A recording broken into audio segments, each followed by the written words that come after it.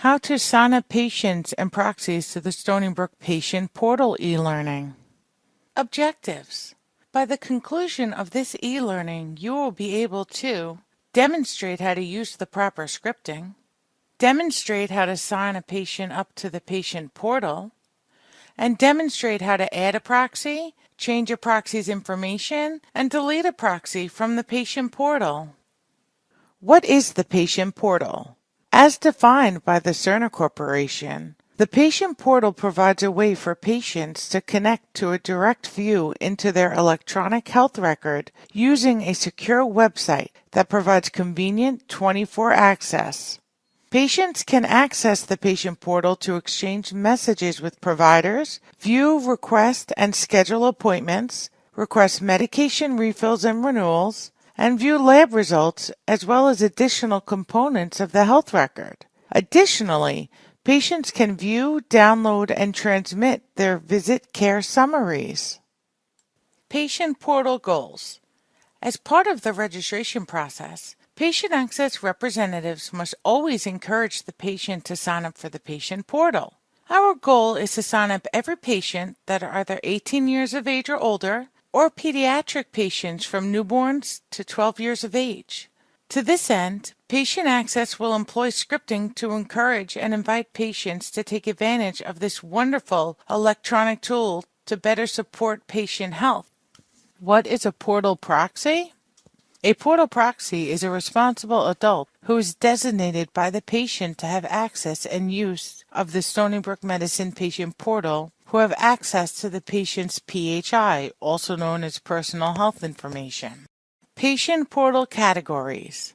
Category 1. The patient has a patient portal account. This account will automatically upgrade to the upgraded API. Category 2. The patient does not have a patient portal account and would like to sign up for the portal. Category 3. The patient does not have a patient portal account and does not want to sign up for the portal. These patients are offered to have a proxy assigned to their patient portal to manage the portal account. Key scripting to invite the patient to join the patient portal. May I have your email address to invite you to the patient portal? Key scripting when the patient asks, "What is the patient portal?" Stony Brook Medicine has new enhanced features to the patient portal available. Signed-up patients will be able to message providers, view, request, and schedule appointments, view live results and visit care summaries, and have access to special new functions such as fitness trackers and dietary trackers. Key scripting for the upgraded API is as follows. Additionally, with the upgraded API, it offers the ability to securely connect some of your health management apps you may use, such as fitness trackers or dietary trackers. May I have your email address to invite you to the patient portal? What is an API? As defined by the Cerner Corporation, API is an acronym for Application Programming Interface, which is a software intermediary that allows two applications to talk to each other. Each time you use an app like Facebook, send an instant message, or check the weather on your phone, you're using an API. Key scripting for when the patient agrees to sign up for the patient portal is as follows. You will receive an email with a link, which will ask for the answer to a challenge question. The answer to the challenge question is a zip code we have on file for you. Key scripting if and only if the patient declines to join the patient portal is as follows. I understand. Would you like to designate another person whom you trust to have access to your personal health information and access to your patient portal account? The below image is the current patient portal section. The second image displayed below is the upgraded patient portal section. We will review the changes throughout this e-learning. The patient portal with the upgraded API will only appear in the following conversations: Add Modify, Downtime Register Patient, Downtime Southampton Eli Registration, ED Modify Registration, Employee Health, Newborn, and Register Patient. The Below Patient Portal section will appear with the new fields in all of the conversations that contain the upgraded API. For this portion of the education, we will demonstrate how to sign up a patient to the patient portal. The Access Offered field is used for reporting purposes for tracking meaningful use, indicating that the patient has been educated about the upgraded API. Click the down arrow.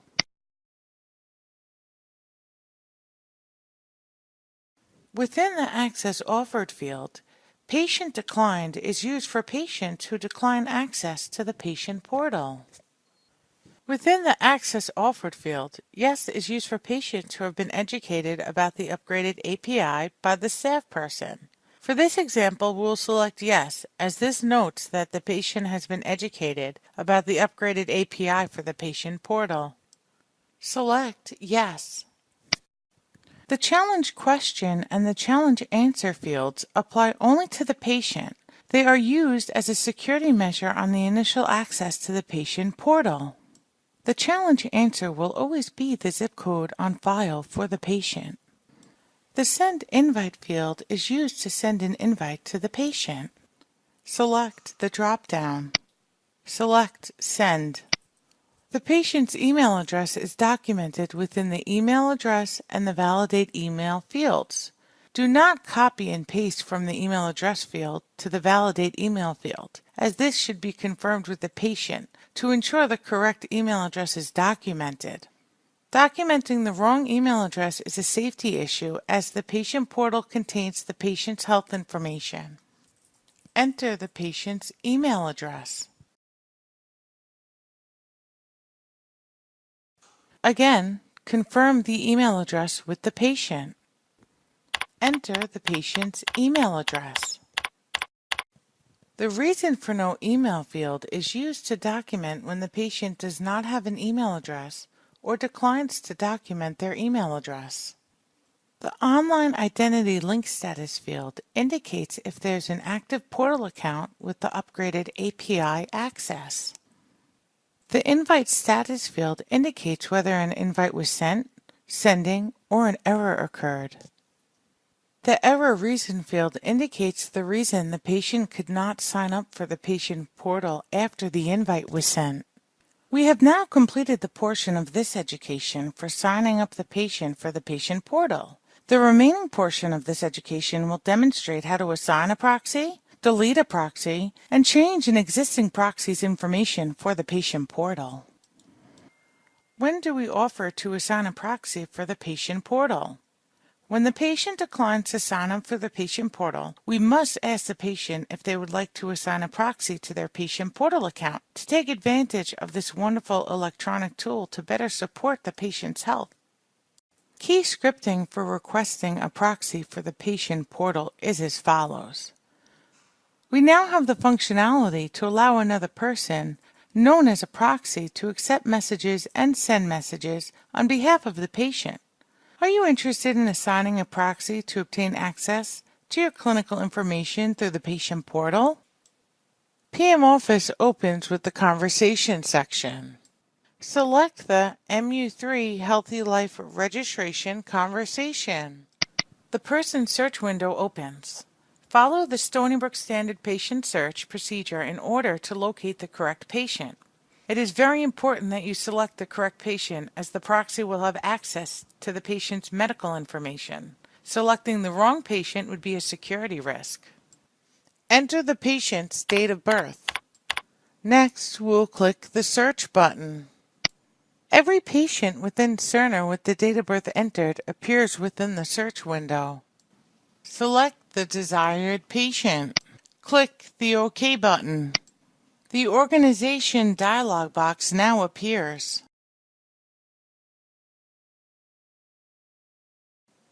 Next, we'll click the ellipses button. Click the OK button.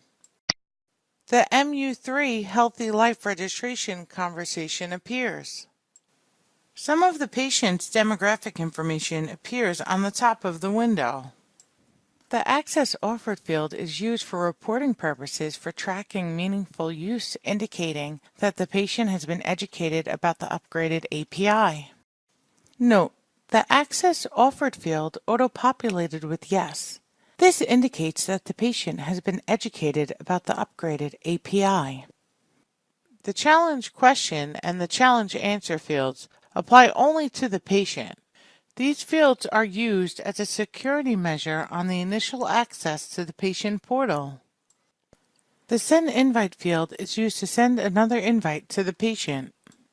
The Online Identity Link Status field indicates when an invite or link has been sent to the patient. The Send Invite field indicates whether an invite was sent, sending, or an error occurred. The Error Reason field indicates the reason the patient could not sign up for the patient portal after the invite was sent. For this e-learning, we're going to send another invite to the patient for the patient portal. Select the drop-down. Select Send. The Person Relationship Organizer field will display when a proxy or multiple proxies are listed. In these situations, always confirm all of the information listed. The proxies listed can be removed at the patient's request. Additionally, the proxies are added in this section as well. The Person Relationship Organizer has 3 separate buttons.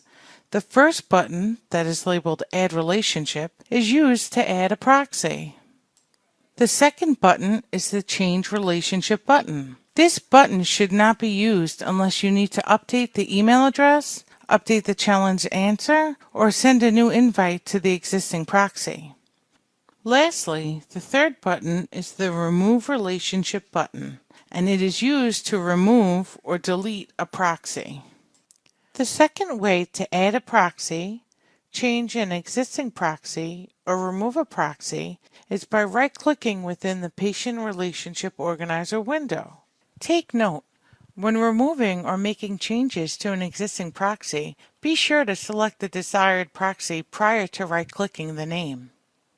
Right-click on the desired proxy. The window now displays all of the options and actions available upon right-clicking in the Patient Relationship Organizer window. The first 3 options displayed are in the same order and have the same functionality as the 3 buttons discussed earlier in this e-learning.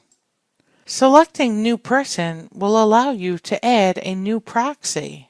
Selecting Correct Person will allow you to make changes to the proxy selected prior to right-clicking within the Patient Relationship Organizer window. First or last name, date of birth, and/or sex. Selecting Remove Person will allow you to delete a proxy. Take note: when removing an existing proxy, be sure to select the desired proxy prior to right-clicking. Selecting the Create Self-Relationship option should never be used. This will add the patient and their information to the list of designated proxies. What happens if the Create Self-Relationship is selected and the patient appears within the Person Relationship Organizer? The patient's information will appear in the Person Relationship Organizer window, but an invite will not automatically be sent to the patient. What happens if a proxy invite is sent to the patient? If the proxy invite is sent to the patient and the patient claims the account into his or her already existing portal account, the portal account remains the same. If the proxy invite is sent to the patient and the patient claims the account as a separate account, which means they create a new username and password, a proxy account is then created, which currently means that they would not have access to the wellness portion of the portal. Should any additional new functionality be added to the portal that prevents a proxy participation or viewing, it could affect the patient's access to his or her data in this scenario. Selecting More Info opens the Quick View window for the proxy. This window will display the demographic information on file for the proxy. Take note: when viewing the demographics of an existing proxy, be sure to select the desired proxy prior to right-clicking. The Quick View window now opens. The sections that contain a plus sign contain information for that section. Upon clicking the plus sign, the general demographics for the proxy now appear.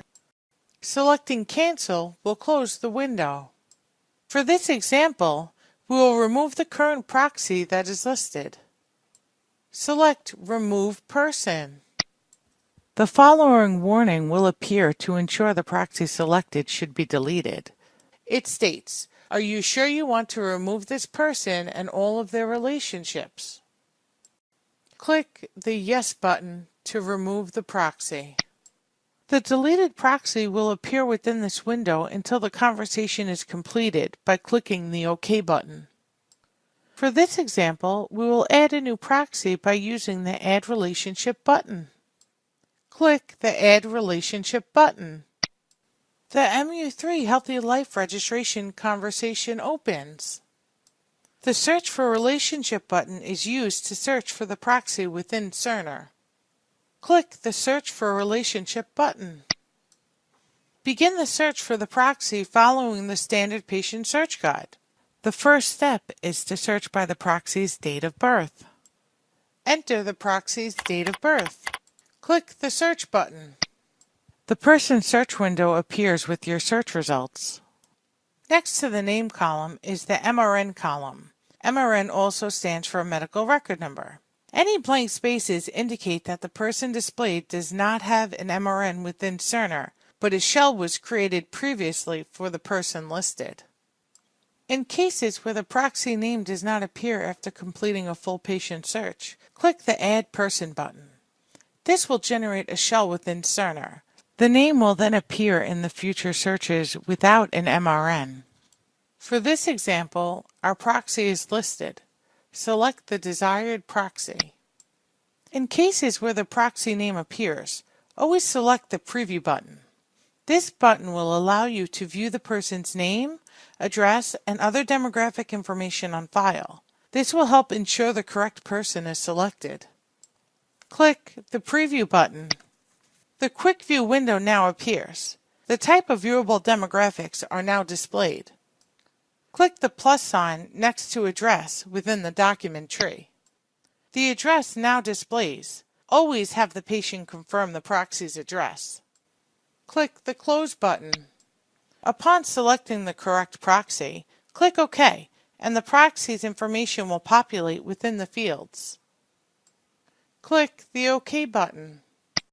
The relationship type will always auto-populate as Authorized Representative upon selecting or adding the proxy. After selecting the proxy, the name, date of birth, and sex populate in the appropriate fields. These fields are hard-coded. The following fields must be completed when adding a new proxy: email address, send invite, challenge question, and challenge answer. Enter the proxy's email address. The Send Invite field is used to send an invite to the proxy to obtain access to the patient's portal. Click the drop-down. Select Send. The challenge question will always be your postal code, and the challenge answer will always be the proxy's zip code. Click the drop-down. Select your postal code. Enter the proxy's zip code. The Online Identity Link Status field indicates when an invite or a link to the patient portal has been sent to the proxy. The Invite Sent field indicates whether an invite was sent, sending, or an error occurred. The Error Reason field indicates the reason the proxy could not sign up for the patient portal after the invite was sent. Click the OK button. The proxy information now appears. The proxy that was just added now appears within the Person Relationship Organizer window. Reminder: the deleted proxy will appear within this window until the conversation is completed by clicking OK.